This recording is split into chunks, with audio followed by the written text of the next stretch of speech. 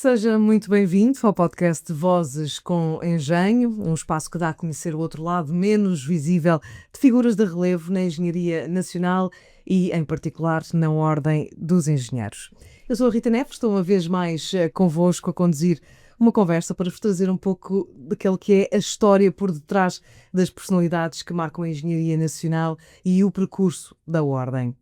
Hoje está comigo Carlos Mineiro Aires, ex-bastonário, engenheiro civil, com uma carreira marcada pelo serviço público, pelas grandes infraestruturas, com forte influência nas áreas da gestão, da avaliação e regulação técnica em Portugal, assumindo vários cargos de relevo, como a Comissão de Acompanhamento da Avaliação Ambiental Estratégica para o novo aeroporto de Lisboa, que presidiu recentemente.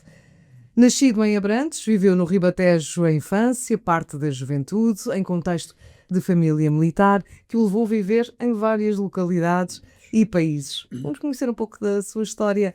Carlos Mineiro Aires, bem-vindo. Muito obrigado pelo convite. É um gosto. Muito obrigado. Então, na minha pesquisa que eu fiz sobre si, encontrei uma informação que me dizia que não era engenharia que pensou primeiro, que, em primeiro lugar, quis ser médico. Como é que se deu esse desvio? Na verdade, ainda é mais complicado. Eu, na altura, eu andava num colégio particular, em Abrantes, um grande colégio, o La Salle, que fechou ao 25 de Abril. E, nessa altura, tanto mesmo que tivesse notas altas, que não era o meu caso. Eu não era um aluno de médias elevadíssimas, era um bom aluno, mas não era. Eu tinha outras prioridades na vida, sempre tive. E eu, portanto, na altura fazia-se aptidão às universidades. E eu eu concorri a 3 sítios. Concorri a engenharia, fiz aptidão, entrei. Fiz aptidão a medicina, entrei. E concorri à Academia Militar, também. Portanto, eu tinha ali uma hesitação de que é que eu queria ser. Eu, na verdade... O seu pai era militar. Exatamente. Eu, na verdade, eu gostaria de ter sido possivelmente engenheiro militar. A engenharia militar tinha uma evolução rápida. Se tu tivesse querido, terias chegado a general como os meus contemporâneos. E depois acabei por desistir dessas ideias e realmente tenho um arrependimento quanto a ir para a medicina. Acho que tinha jeito. Já não é a primeira pessoa que me diz. Os próprios médicos dizem que eu tenho jeito, pronto. Interessa-me por conversar com as pessoas e lidar com as pessoas. E o mais engraçado é que, cometendo um erro, que é o erro da automedicação e até de dar medicação a outros, eu faço... É médico nas horas vagas? Não, eu faço com uma consciência que não estou a pôr nada em perigo e que estou a aconselhar bem as pessoas, porque no meu limite o que eu digo é, isto é melhor, isto não vai assim, vai ter com o médico. Portanto, acho que esse seu interesse. Sim, acho que é uma profissão muito nobre, é uma profissão muito interessante e, mais ainda, é uma profissão que permite longevidade. Nós, perante o cenário atual que temos no quadro da saúde, há médicos com idade e reformados, etc., que voltaram ao ativo, alguns deles sem benefícios nenhuns, para continuar a servir as pessoas. Mas quando fez pesou esses dois sentidos da vida na balança, o que é que pesou para escolher a engenharia? Muito simples. Um vizinho meu, que no dia de eu tomar a decisão, virou-se para mim, que ele tratava por Menino Carlos, disse: Menino Carlos, não faça isso. Ele era radiologista. E dizia: você não faz ideia o que é entrar num banco de um hospital no sábado à noite? Aquilo é um mar de sangue. Aquilo é uma coisa que perturba qualquer pessoa. Não faça isso. Antes para a engenharia, que é uma profissão. E eu fui nessa conversa. Longe estava eu de saber que durante a minha vida lidei com diversas situações com muito sangue à mistura. E quando foi preciso meter as mãos dentro do sangue, meti. Não seria isso que não era isso que me ia fazer confusão nenhuma. Mas realmente o que ditou as coisas foi exatamente. Fez o destino que fosse para a engenharia. Ainda bem. A engenharia civil fala-nos do percurso, ainda por cima um percurso tão marcado pelas grandes infraestruturas, pelas obras públicas, portanto, porque este gosto especial pela engenharia civil e por essa área tão particular como é a regulação, portanto, tudo as nossas grandes infraestruturas a nível do país. Digamos, na altura, a engenharia era civil. Havia os grandes engenheiros civis, havia os grandes investimentos, havia planeamento em Portugal e, portanto, digamos que havia outras especialidades que não eram assim tantas. Estou-me a lembrar dos eletrotécnicos, estou-me a lembrar dos mecânicos, dos químicos e Minas, e a coisa andava por aí. E, portanto, dentro desta meia dúzia de especialidades que estavam ao dispor, a civil era sem dúvida nenhuma que dava uma realização maior.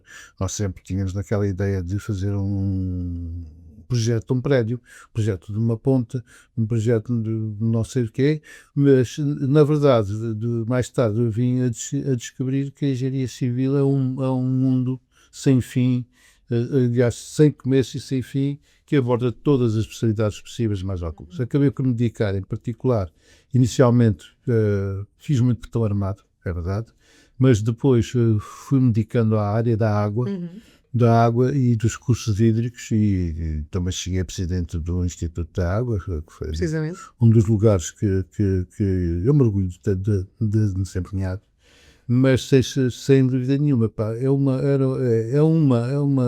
área de engenharia que é extremamente abrangente e dá, sobretudo, um background, um conhecimento, os skills, como depois se diz, que nos permite fazer muita coisa. E, efetivamente, um engenheiro civil, ou um engenheiro que entra na profissão, sem se aperceber, começa a ser gestor desde o primeiro dia. Gestor de recursos humanos, gestor de meios, gestor de recursos, e, portanto, realmente é um mundo bastante interessante e permite fazer muitos conhecimentos. E o Carlos Mineiro hoje fez um percurso muito, muito rico, portanto passou precisamente, teve vários cargos, passou por muita experiência. O que é que destaca? O que é que foi para si mais marcante ou que o surpreendeu mais no seu percurso?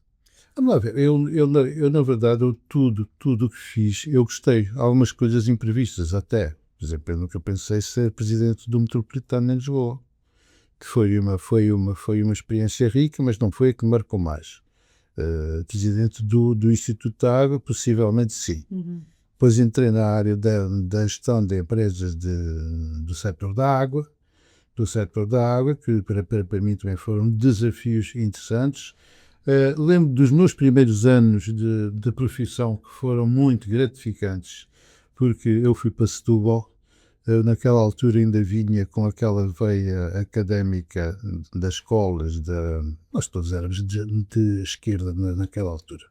Contavam-se pelos dedos de uma mão os que não eram.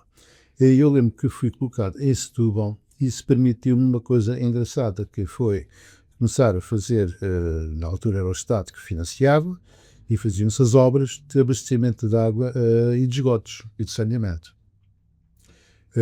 As aldeias e não só as povoações com alguma dimensão, muitas delas não tinham nem eletrificação, nem abastecimento de água e nem tinham esgotos. E, portanto, era muito gratificante fazer essas obras. Depois havia uma questão que era a inauguração, porque quanto menor era a aprovação, mais agradecidos ficavam as pessoas. E houve uma questão que eu nunca percebi, qual é que era a culpa que tinha o borrego ou o porco. Porque nesse dia matavam um borrego ou um porco para nós fazermos um almoço. A festejar, da gratidão. A festejar aquilo. De maneira que estas pequenas coisas foram criando vínculos e foram criando amizades. Eu digo que ainda hoje mantenho relações pessoais com muitas dessas pessoas que estavam à frente das autarquias e temos amizade e conhecimento em relação a este tempo. Foram bons tempos, porque aí eu percebi que havia uma forte componente social. E daí essa sua vontade também para continuar a fazer serviço público. E a sua experiência reconhecida, sempre faz parte das comissões técnicas, de muitas comissões de acompanhamento. Eu dediquei muito ao serviço público, mas também digo que eu criei 2 empresas minhas. Claro. Eu, portanto, nunca desliguei as coisas, porque na altura era possível fazer isso, ou já não é, também não percebo porquê, Se as remunerações fossem altas, eu percebia. Eu fazia aquilo, não era Sentido de missão. especial, não. Eu criava as empresas para ter um complemento de ordenado. Calma. Claro. Pois, Não, eu falo era de para isso. sentido de missão, Agora, a continuidade no serviço público. Agora, eu acho que ao contrário do que dizem, ser servidor do Estado ou prestar o serviço para o Estado é uma missão muito nobre. Muito nobre. E, portanto, eu, modéstia à parte, vou dizer uma coisa. Eu, desde o dia em que entrei, fui sempre chefe. Entrei como chefe e saí como chefe. Sempre no topo. É porque lhe reconhecem essas competências. Não, nunca me lembro de ter assinado um livro de ponto na altura, ou ter picado o cartão, ou meter o dedo num leitor. Nunca fiz isto porque estava no topo. Também nunca me lembro de ter faltado um dia. Salvo uma semana em que eu fui ser operado um pé, tinha um dedo em garra, e tive que deitar o dedo, e no outro dia estava no emprego e por causa disso arranjei-me uma grande infecção. Pois. E depois tive que estar uma semana no hospital. Aprendeu a lição ou não? Aprendi a lição e disse, se calhar da próxima vez é mesmo bom ficares em casa e não queres ir logo no dia a seguir. Não gosto de estar ao... Claro. E fala um bocadinho desta sua característica e do seu crescimento, que o pai militar andou a acompanhar o seu pai nos vários serviços, passou também por Moçambique, passou por Angola. De que forma é que essas experiências e essas mudanças todas que fez de localização o marcaram o seu percurso? Marcaram de uma forma positiva e uma negativa. A forma positiva foi que conheci realidades novas, conheci mundos novos, apercebi-me de coisas que mais tarde, quando houve o despertar político, eu tinha cá dentro as coisas a bater ainda e dizia, é verdade, era mesmo assim. Na verdade, em Moçambique e em Angola, eu andei em escolas mistas, que havia gente de todas as nacionalidades, porque basicamente em Moçambique a população tinha muito de indianos e obviamente da raça negra, as escolas eram mistas. Nós tínhamos amigos de todas as raças, isto nunca foi para mim um obstáculo ou uma coisa, por isso também moldou a cabeça. Em Angola estive mais tarde, aí já tinha outra percepção das diferenças que havia, mas também às vezes conta-se uns fantasmas, ou criam-se uns fantasmas em relação ao que era a presença portuguesa em África na altura. Mas isso realmente moldou-me e ajudou-me a perceber muita coisa do que é o mundo e do que é que são as coisas. Como eu costumo dizer, abriu palas, não é? Também os olhos para perceber as outras realidades. Tenho tido discussões com amigos meus sobre visões completamente diferentes. Por exemplo, este caso recente do bairro do Talude, em Loures. É óbvio que a minha visão em relação a esse assunto é profundamente marcada por um cariz de social e de injustiça, desde logo porque ninguém deve viver naquelas condições. E não há razão para que neste país se viva assim. Concordo consigo.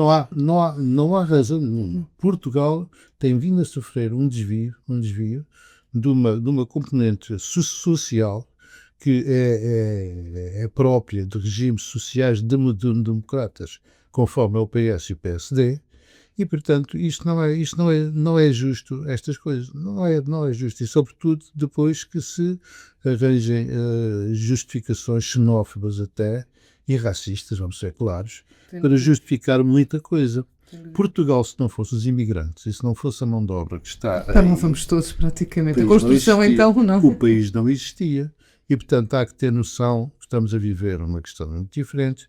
Neste momento temos dois países dentro do mesmo país. Temos um da realidade do que são os portugueses. Olha, de ontem fui a um restaurante onde eu costumo ir. Não vou dizer qual é o restaurante bom, basicamente, para dizer a verdade, a única mesa que tinha português era a minha.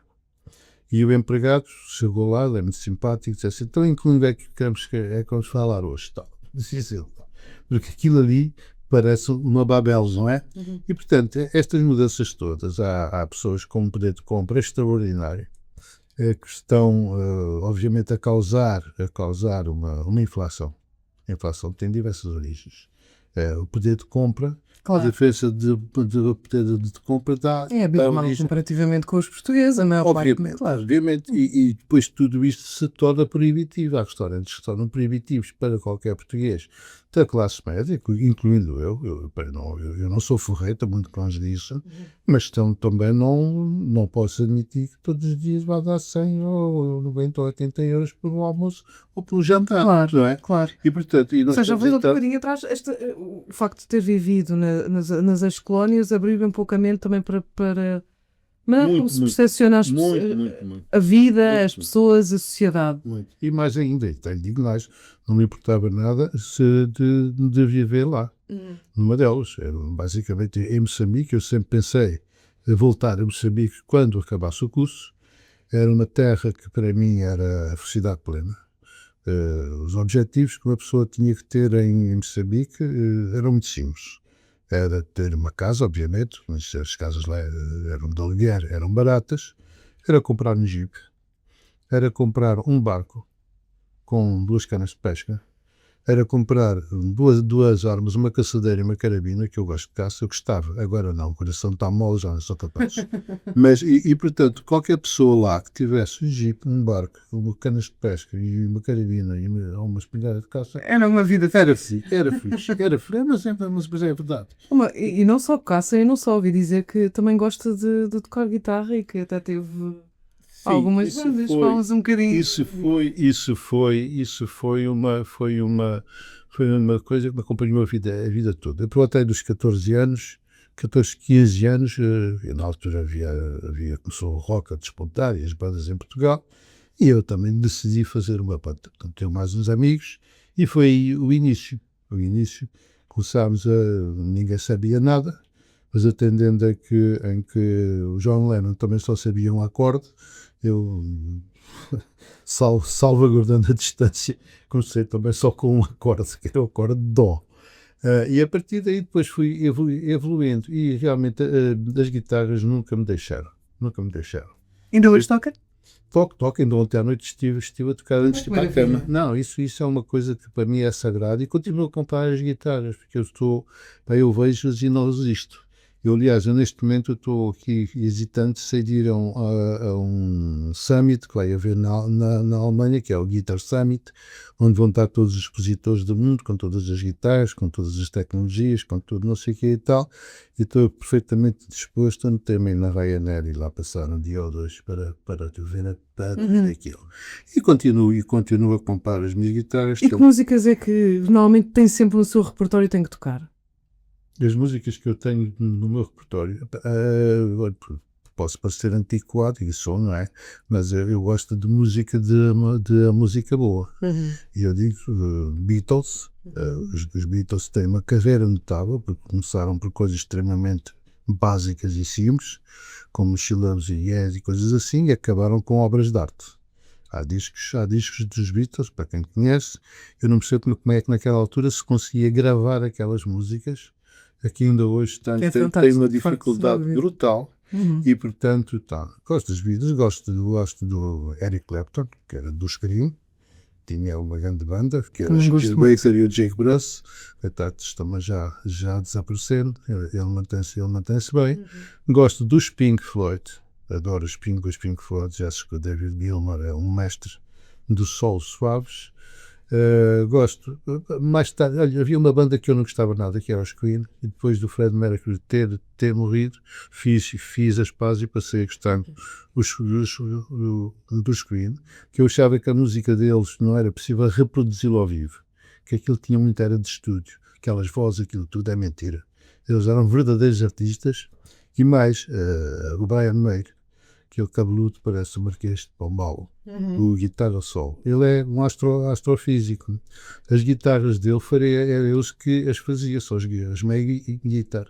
Ele é que desenvolveu as guitarras dele, a escala é diferente das outras, é mais comprida, e ele é que fabrica. Ou seja, não será de estranhar se um dia num jantar estivemos a ouvi-lo a tocar Eu já tenho feito aqui na Ordem, já fiz aqui um Quem sabe concerto, fazemos aqui um concerto. umas brincadeiras, gosto. A cada vez vou tocando menos. Uma das intenções que eu tinha, que eu tenho sempre intenções, era ir ter aulas de guitarra para aperfeiçoamento. Que eu o básico sei e domino. Falta-me dar aqui um salto, que, enfim, é o que eu tento fazer à noite com o iPad à frente, a olhar para o YouTube e a fazer coisas e tal. Maravilha, ir mais longe. E divido. Ir mais longe. Exatamente. Já estamos quase a terminar, mas ainda voltando ao tema da engenharia pura e dura, e não podia deixar de falar da Fundação da Construção, é o administrador executivo, é uma fundação que reúne a Ordem dos Engenheiros, a Ordem dos Economistas e também a Ordem, naturalmente, dos Arquitetos e 14 empresas ligadas ao setor. Qual é a grande missão desta fundação numa altura particular para o setor da construção? O papel que a Fundação tem é importantíssimo. Infelizmente, ainda não está reconhecida por lei. Eu tenho insistido muito e há dias recebi uma mail a dizer que neste momento está tudo pronto aí para despacho. Falta uma delegação de competências no secretário de Estado, que vai ficar com a delegação de autorizar as fundações. A Fundação tem um fim nobre, que é a afirmação da engenharia portuguesa. As empresas portuguesas têm uma capacidade, e sobretudo as que estão aqui, sem desprimor daquelas que não foram incluídas. Isso é um processo que me escapou, porque eu não tinha sido convidado e, portanto, há umas quantas que integram a Fundação, outras ficaram de fora. Eu já ouvi algumas reclamações quanto a isso, mas as fundações têm um problema, é que os fundadores são os fundadores. Não é possível alargar sucessivamente a mais. Portanto, iremos ver a forma como é que se pode compaginar a fundação com os fundadores, ou chamados instituidores iniciais, com outros que venham a seguir.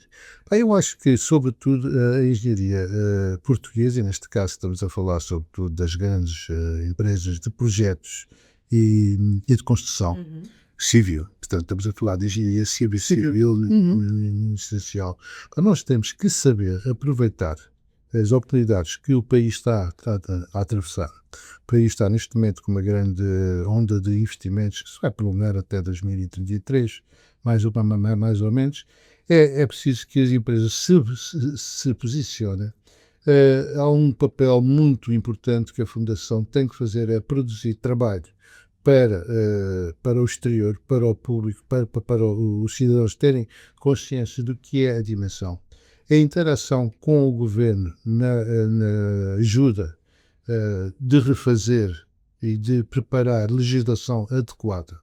A legislação em Portugal tem graves defeitos, uma por ser antiga, outra por ser, um deles é um martírio, que é o célebre Código da Contratação Pública, que temos dado alguns contributos já. A Fundação, apesar de ainda não ter existência reconhecida, já está a trabalhar. Temos também feito fizemos uma proposta para a habitação, porque o problema da habitação é gravíssimo e não vai lá sem haver uma colaboração com os privados.